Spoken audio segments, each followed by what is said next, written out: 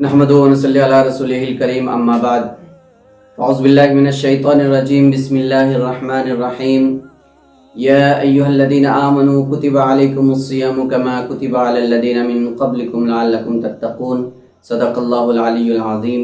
मुअज़्ज़ज़ सामीन और नाज़रीन किराम, रमज़ानुल मुबारक के इस एपिसोड में हम दुआ के ऊपर बात करेंगे।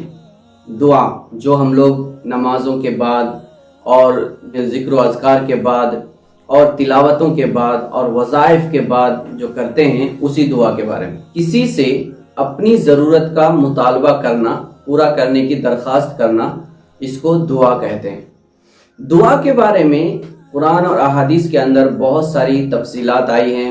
हुज़ूर सल्लल्लाहु अलैहि वसल्लम ने दुआ की बड़ी अहमियत बयान फरमाई है, हत्ता कि आप सल्लल्लाहु अलैहि वसल्लम ने यहाँ तक फरमाया अद्दुआउ हुवल इबादा, अद्दुआउ मुखुल इबादा, दुआ ही इबादत का निचोड़ है और दुआ ही इबादतों का खुलासा है और दुआ ही इबादत है।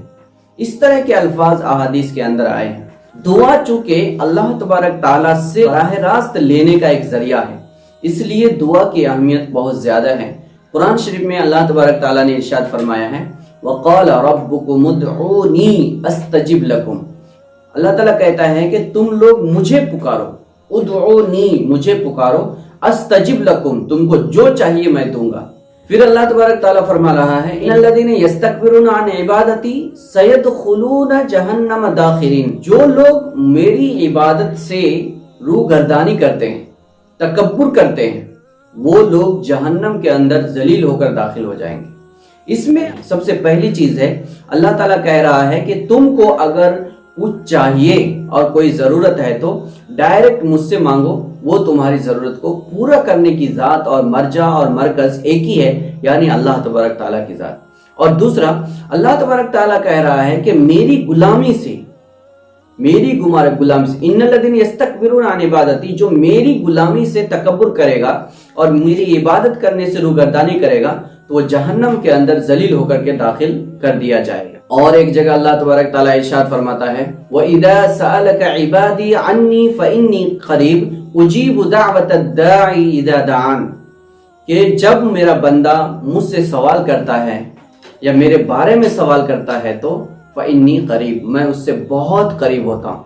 हदीस शरीफ के अंदर आता है कि इंसान जब अल्लाह ताला की इबादत करता है तो अल्लाह से करीब हो जाता है। जब इंसान कुरान की तिलावत करता है तो अल्लाह से गुफ्तगू करता है, और जब इंसान सजदे में जाता है तो अल्लाह ताला से बहुत ही ज्यादा करीब हो जाता है। तो हम जब अल्लाह तबारक ताला से मांगते हैं तो जितना ज्यादा अल्लाह तबारक ताला से कुर्बत होगी उतना ही ज्यादा हमारी दुआ भी कबूल हो जाएगी। इसलिए दुआ रमज़ानुल मुबारक के अंदर खास तौर से मोमिन का एक बहुत बड़ा हथियार है, जिसके जरिए से वो अपनी मगफिरत करा सकता है, अपनी इबादतों की मकबूलियत अल्लाह तबारक ताला से मांग सकता है, पूरी उम्मत की खैर और फलाह मांग सकता है और पूरी उम्मत की जरूरतों को पूरा करने की दरख्वास्त कर सकता है। दुआ के 3 दर्जात हैं। नंबर 1, वो दुआ जो इंसान मांग रहा है वही हूबहू उस इंसान को मिल जाएगी।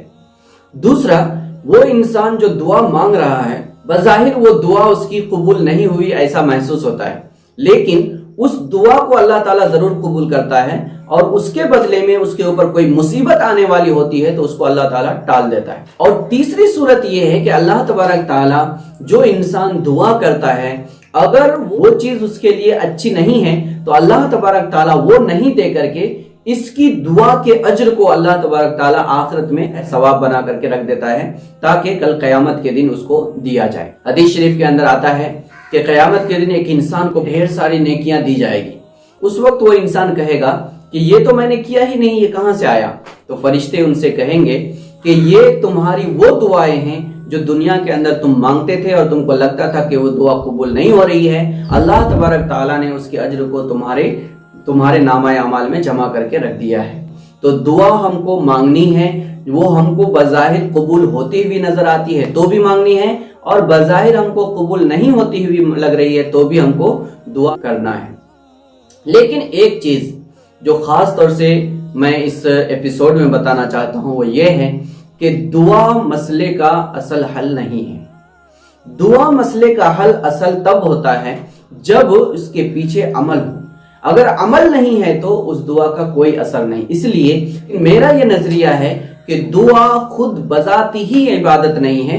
دعا کے اندر عبادت کا اثر تب آتا ہے، دعا کے اندر عبادت کا اثر تب آتا ہے جب اس کے پیچھے عبادت ہوتی ہے، جب اس کے پیچھے عمل ہوتا ہے. اگر عمل نہیں ہے اور صرف دعا انسان کر رہا ہے تو اس سے کچھ بھی نتیجہ نہیں نکلتا ہے اور نتیجہ نہیں. ہم لوگ سنتے ہیں صحابہ کرام نے ہاتھ اٹھا کر کے دعا کری تو چکی چلنے لگی، اور صحابہ کرام نے ہاتھ اٹھایا تو کنویں کا پانی نیچے سے اوپر آ گیا، صحابہ کرام نے ہاتھ اٹھایا تو کھارا پانی میٹھا ہو گیا. ہم یہ سوچتے ہیں کہ یہ دعا کی وجہ سے ہو گیا. دعا کی وجہ سے صرف نہیں ہوا، بلکہ اس دعا سے پہلے ان کی پوری زندگی اللہ تعالیٰ کے حوالے ہے، اس کے پیچھے لگی ہوئی ہے. تو ان کی زندگی کی جو قربانیاں ہیں، ان قربانیوں کی وجہ سے جب انسان ہاتھ پھیلا رہا ہے تو اللہ تعالیٰ اس کو رد نہیں کرتا ہے. اسی لیے اللہ تعالیٰ کہہ رہا ہے کہ تم مجھے بلاؤ، تم مجھ سے مطالبہ کرو، میں تمہاری ہر مانگ پوری کروں گا. لیکن جو میری عبادت سے روگردانی کرے گا، جو میری عبادت سے روگردانی کرے گا، وہ جہنم کے اندر اوندھے منہ ڈال دیا جائے گا. اس کا مطلب یہی ہے کہ ہم لوگ دعا کے اندر اثر دیکھنا چاہتے ہیں تو اس کے پیچھے ہمیں عمل کرنا پڑے گا. جتنا زیادہ ہم عمل کریں گے ہماری دعاؤں کے اندر اتنا ہی زیادہ اثر پیدا ہوتا چلا جائے گا.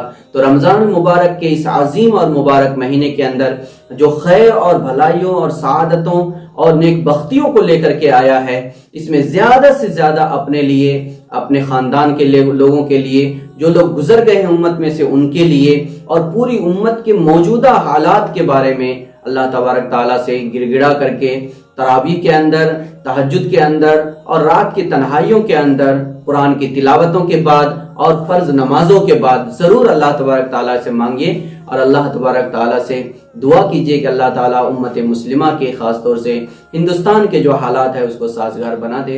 السلام علیکم ورحمۃ اللہ.